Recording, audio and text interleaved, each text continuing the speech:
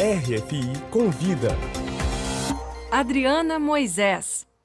A RFI convida hoje a cientista pernambucana Patrícia Medeiros, professora da Universidade Federal de Alagoas, especialista em etnobotânica, uma disciplina que estuda a relação das pessoas com as plantas. Patrícia dedica suas pesquisas às plantas não convencionais que podem enriquecer nossa alimentação no dia a dia. É um prazer recebê-la aqui nos estúdios da RFI. Patrícia, seja bem-vinda. O prazer é todo meu, Adriana. Muito obrigada pelo convite e estou à disposição para responder o que vocês precisarem. Patrícia, você foi uma das cientistas recompensadas em 2020 com o Prêmio Jovens Talentos Internacionais, concedido pela Unesco em parceria com a Fundação L'Oréal, justamente por essa pesquisa, e está aqui em Paris para receber a recompensa. Recebeu, porque a pandemia acabou adiando todas essas cerimônias. Eu queria te perguntar, em primeiro lugar, se apesar da pandemia, nesses 2 anos, as suas pesquisas conseguiram avançar nessa área. Sim, com certeza com a pandemia a gente precisou fazer alguns ajustes, né? Principalmente porque a nossa pesquisa parte do trabalho de campo, da ida nas comunidades. Então, durante a pandemia, a gente não conseguiu fazer esse trabalho, né? Não seria responsável da nossa parte. Então, nós precisamos fazer algumas alterações. A gente também não pode fazer a etapa de avaliação dos produtos, né? Levar para as feiras para que as pessoas provassem. Então, nós ficamos muito tempo fazendo pesquisas online, que foram bem interessantes, na verdade. A gente teve resultados bem interessantes sobre o público que estaria mais propenso a consumir essas plantas, né? As plantas alimentícias não convencionais na sua dieta. A gente tem informações interessantíssimas sobre algumas coisas que podem interferir na aceitação desses produtos, mas Cita alguns principalmente online. exemplos, fala sobre isso é bastante interessante. Pronto, a gente conseguiu ver, por exemplo, que em alguns casos as pessoas mais velhas elas estão mais dispostas a consumir certas plantas do que as mais jovens, principalmente porque elas já têm um conhecimento prévio, né? Geralmente as pessoas mais velhas já tiveram mais experiências com plantas que hoje não são tão conhecidas pela população jovem. E a gente viu também que as pessoas que sabem o que são plantas alimentícias não convencionais, elas estão muito mais dispostas a consumir. Então, o primeiro passo é uma coisa bastante óbvia, né? Mas que a gente precisa implementar. Fazer com que as pessoas conheçam esses produtos para que elas possam se interessar. É muito importante publicizar o que são as PANC, né? As plantas alimentícias não convencionais. E a gente viu também outras coisas bem interessantes. Por exemplo, o próprio nome que a gente se refere à planta pode interferir no interesse, né? Vou te dar um exemplo que eu sempre gosto de usar. A gente acha que o fato de gostar ou não de um produto tem a ver apenas com o gosto, com o cheiro. Mas imagina que você está comendo, sei lá, um hambúrguer. E esse hambúrguer tá lindo, cheiroso, você tá lá dando sua primeira mordida e antes de você comer eu digo, esse hambúrguer é feito de inseto. Então, na hora, a sua percepção vai mudar, porque as pessoas têm uma série de outras coisas que as fazem definir se vão gostar ou não de algo, né? Entre elas, coisas que não têm a ver com o gosto, com o cheiro. Inclusive então, o nome. Inclusive o nome. Tem estudos que mostram isso, que se você chama um prato por um nome um pouco mais, que a gente já fala no Brasil, gourmet, né? Ele pode ter uma aceitação maior do que o mesmo prato, só que com um nome mais simples. Então, o que é que nós estamos testando? Será que o fato de a gente chamar o produto de planta alimentícia não convencional tem um impacto? Será que quando a gente usa um nome que é pouco conhecido pelas pessoas, ou quando a gente usa o mesmo produto com um nome que se assemelhe a uma planta convencional, a uma frutífera convencional, será que tem diferença? E aí a gente tem encontrado resultados interessantíssimos nas pesquisas online. As pessoas não estão provando, mas a gente coloca fotos de sucos, por exemplo, e aí coloca diferentes nomes para as pessoas avaliarem o quanto elas acham que aquele suco é saboroso, apropriado para consumo. E a gente está vendo que tem uma influência enorme. Por exemplo, quando a gente apresenta um nome desconhecido, como cambuí, oricuri, geralmente as pessoas tendem a ter menos expectativas do que quando a gente coloca um nome que se assemelha a uma planta convencional. Por exemplo, caju esmeralda, né? Uma coisa que é bem genérica. E aí a gente chegou a essa conclusão. Significa que as populações de agricultores e extrativistas precisam agora mudar o nome das suas plantas? Não, né? A gente não recomenda isso, até porque a gente acredita que a popularização dessas plantas precisa vir acompanhada de uma valorização cultural, né? Que esses Sim, de produtos saberem de onde vem. Muitos Exato. desses nomes são indígenas, na verdade, né? Eles estão lá Exatamente. desde a nossa história. Perfeito. Então, a gente acredita que é um instrumento também de valorização cultural que a gente tanto precisa no nosso país. Então, a nossa recomendação nesses casos, claro, em conjunto com os agricultores, com os extrativistas, geralmente é de que esses produtos eles sejam vendidos com a estratégia de publicidade que possa, de alguma maneira, ancorar esses produtos em outros que já são um pouco mais conhecidos, para que as pessoas percam um pouco dessa resistência por se tratar de algo diferente. Então, seja uma associação no sentido de dizer, se assemelha um pouco a esse produto.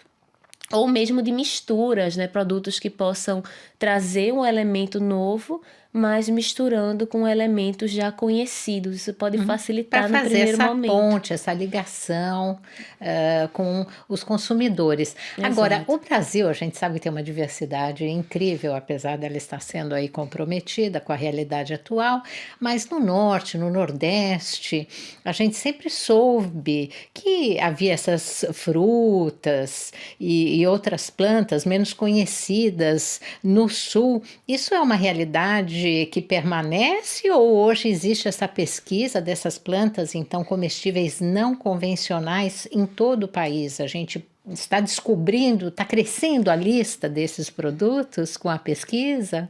Uma das questões centrais nisso que você apontou é o que é não convencional? Ou não convencional para quem? Então, a gente usa esse termo, né, planta alimentícia não convencional, que é um termo que está muito popular no Brasil hoje, mas existem essas questões. Às vezes, algo que para alguém que está no sul, no sudeste, não é convencional, no nordeste é super conhecido. Por exemplo, o cajá é um produto que no nordeste é super convencional. Então, existem essas questões e, claro, cada região vai ter suas particularidades. De fato, no norte e no nordeste, a gente tem uma diversidade enorme de alimentos que já é popularizado, mas mesmo nessas regiões, a gente tem uma série de espécies, né, de plantas que ainda não são conhecidas fora de um contexto local, fora das comunidades rurais, por exemplo. Então, mesmo em Maceió, onde eu vivo, tem várias plantas, principalmente as silvestres, né, que ocorrem nas florestas, que as pessoas em Maceió nunca ouviram falar. Então, essas como umbu, como cajá, já são mais conhecidas, mas a gente tem um universo de outras que sequer nas capitais do Nordeste as pessoas conhecem. E tem valor nutricional, eu imagino, importante, que pode acrescentar, enriquecer a alimentação, não, dos brasileiros, principalmente nas cidades, evitar os produtos industrializados e mais nesses produtos naturais dos quais você está falando. Certamente, muitas vezes a gente busca aquele produto que tenha um perfil nutricional muito maravilhoso, mas a realidade é que o principal que a gente busca é a diversificação, é que as pessoas tenham várias opções alimentares à sua disposição e cada uma suprindo determinados nutrientes. Então, por isso que a ideia não é trabalhar com uma planta, porque ela é a melhor do ponto de vista nutricional, e sim trabalhar com várias que são importantes para diversificar as dietas e, ao mesmo tempo, que são fonte de renda para populações locais, de agricultores, de extrativistas. Então, essa popularização ela vai trazer ganhos econômicos para populações que, muitas vezes, não têm tantas políticas públicas à sua disposição, podem muitas vezes ser marginalizadas. A ideia é que essas populações possam também ter ganhos a partir da popularização desses produtos. Nós estamos atualmente com 33 milhões de pessoas passando fome no Brasil. Você diz que nas áreas rurais ainda há um conhecimento maior, que é quase uma tradição de passagem, né? Imagino, entre os agricultores, as famílias, o modo de vida. É nas grandes cidades que está o maior problema, fazer as pessoas e políticas públicas, por exemplo, para incentivar o consumo desse tipo de produto. Certamente, eu acredito que no campo nós também temos, né, uma série de problemas relacionados à fome. A fome está voltando, né, para o Brasil, está aumentando em diferentes setores da nossa sociedade. E claro que é preciso de muitas políticas públicas para resolver essa questão. Eu não acredito que apenas a diversificação desses produtos vá atacar o cerne da questão, mas eu acho que é um passo, sim. A partir do momento que a gente tem mais produtos à disposição, que as pessoas têm mais informações sobre o que efetivamente serve de alimento e o que não serve, a gente já consegue, de alguma maneira, contribuir dentro desse contexto difícil que estamos atravessando. Patrícia Medeiros, como você está vendo os esforços no Brasil ao incentivo da agroecologia atualmente? Bom, eu acredito que nos últimos anos, especialmente nos últimos 7 ou 8 anos, nós temos um crescimento, por exemplo, em termos de educação superior, dos cursos de agroecologia. Eu, por exemplo, sou professora de um curso de agroecologia e sou coordenadora do bacharelado em agroecologia, que é em parceria com o Pronera. É um curso que é voltado especificamente para os beneficiários da reforma agrária, acampados, assentados e quilombolas. Então, a gente teve, né, nos últimos 7, 8 anos, um aumento da quantidade de cursos. Estamos tendo profissionais formados para trabalhar com agroecologia, mas a gente precisa avançar muito em termos de políticas públicas para a agroecologia, porque é a chave da alimentação hoje e no futuro. A gente precisa de alimentos saudáveis, a gente precisa de uma produção de base sustentável e ainda temos muito poucas políticas públicas voltadas para a agroecologia em relação ao que deveríamos ter dada a importância desse tema, a importância dessa forma de manejo alimentar.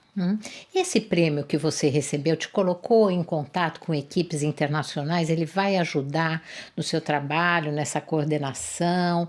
Aqui na França também é uma luta fazer a conversão da agricultura tradicional para a agroecologia. O que você vai levar para o Brasil no seu retorno dessa semana que você está passando aqui em Paris e de tudo que você está vendo aqui em contato com esses cientistas, talvez até da sua área?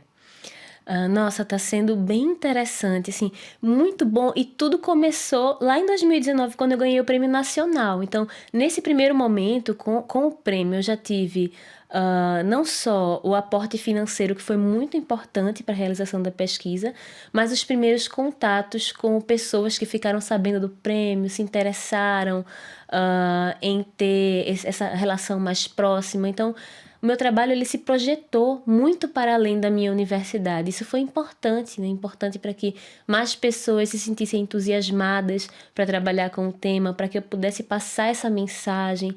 E aí, quando eu ganhei um prêmio internacional, lá em 2020, a coisa tomou proporções ainda maiores, né? E agora que eu vim receber o prêmio, eu estou tendo mais uma vez a oportunidade de publicizar, de falar com os meios de comunicação e principalmente, né, em termos de parcerias, eu convivi por vários dias com mais 23 cientistas que ganharam prêmio por outros países, tanto na edição de 2020 quanto na de 2022, porque algumas não puderam vir, né, seriam 30 no total.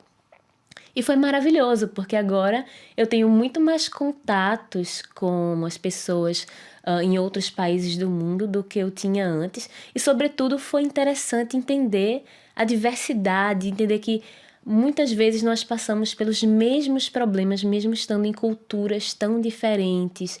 Entender também as particularidades de cada país, de cada cultura, né? Então, estar inserida tão fortemente nesse meio foi uma felicidade muito grande para mim, um privilégio.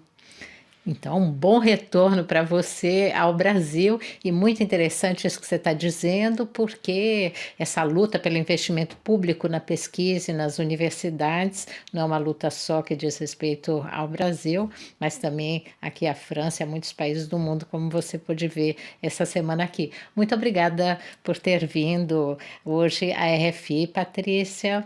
Boa volta e bom trabalho, muito sucesso com o seu trabalho. Obrigada, Adriana. Eu que agradeço mais uma vez a oportunidade.